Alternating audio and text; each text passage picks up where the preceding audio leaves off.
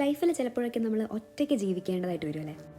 ഒരു എക്സ്ട്രോവേർട്ട് ആയതുകൊണ്ട് തന്നെ എപ്പോഴും ചുറ്റും ആളുകളുള്ളത് കൊണ്ട് ഒറ്റയ്ക്ക് ജീവിക്കേണ്ടത് എങ്ങനെയാണെന്ന് എനിക്ക് അറിയില്ലായിരുന്നു. ലൈഫിൻ്റെയും കരിയറിൻ്റെയൊക്കെ ഭാഗമായിട്ട് പല സ്ഥലങ്ങളിലും പോകേണ്ടതായി വന്നപ്പോൾ ഒറ്റയ്ക്ക് ജീവിക്കേണ്ടതായിട്ടും വന്നു.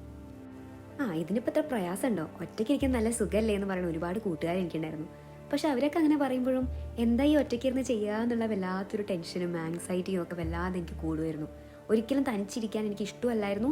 അങ്ങനെ പറയുന്നവരെയൊക്കെ കാണുമ്പോൾ എങ്ങനെ ഇവരിങ്ങനെ ഒറ്റയ്ക്കിരിക്കണേ എന്നുള്ള ചിന്തയായിരുന്നു എപ്പോഴും എൻ്റെ മനസ്സിൽ. ബീയിങ് അലോൺ ആൻഡ് ലോൺലിനെസ്, ഇതിന് രണ്ടിൻ്റെ ഇടയിൽ വലിയൊരു ഡിഫറൻസ് ഉണ്ട്.